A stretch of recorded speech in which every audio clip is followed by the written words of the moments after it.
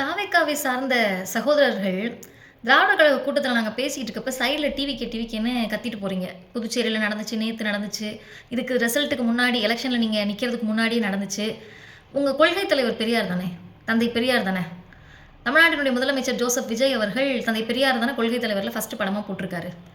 அந்த தலைவர் தொடங்குன இயக்கத்துக்கு பேர் தான் திராவிடர் கழகம். அந்த கூட்டம் நடக்கிறப்ப எதுக்கு கத்துறீங்க? 1. இல்ல தீகா கூட்டத்தில நீங்க முத்தமிழறிஞர் கலைஞருக்கு பிறந்த நாள் கொண்டாடுறீங்க. நாங்க அதனால கத்திட்டு போறோம்னா, தந்தை பெரியார் கலைஞருடைய 48வது பிறந்த நாள்ல சொல்றாரு, பேரறிஞர் அண்ணாவுடைய மறைவுக்கு பிறகு கலைஞர் கருணாநிதியுடைய அமைச்சரவை தமிழ்நாட்டு மக்கள் பாராட்டக்கூடிய வகையில இருக்கு. இந்த ஆட்சி இல்லனா, அதாவது திமுக ஆட்சி இல்லனா, தமிழர்களின் கதி அதோ கதின்னு சொல்லக்கூடிய வகையில இருக்கு.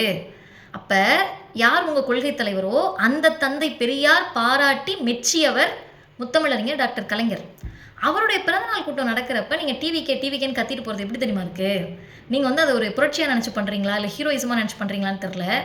எங்கள மாரி இருக்கவங்களுக்கு இந்த வடிவேல் காமெடியில குழந்தைங்க வந்து காலிங் பெல்ல டங் டங்ன்னு அடிச்சுட்டு ஓடிரும்ல, அந்த மாதிரி இருக்கு.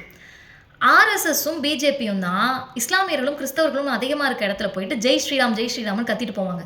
எதுக்கு கத்துறாங்கன்னு அவங்களுக்கு தெரியாது. அந்த மாரி எதுக்கு கத்துறீங்கன்னு தெரிஞ்சு கத்துங்க. இல்லன்னா அந்த டிவிகேன்றத ஜெய் ஸ்ரீராம் ஜெய் ஸ்ரீராம்னு எடுத்துக்கிட்டாங்கன்னா என்ன பண்ணுவீங்க? ஆர்எஸ்எஸ்ஸினுடைய கலாச்சாரத்தை, ஆர்எஸ்எஸ்ஸினுடைய பண்பாட்டை டிவிகேன்ற முகத்தில் நீங்கள் கொண்டு வந்தாலும் தமிழ்நாடு கேள்வி கேட்கும். எதுக்குப்பா சம்மந்தம் இல்லாம கத்திட்டு போறீங்கன்னு சாமானிய மக்கள் கேட்பாங்க.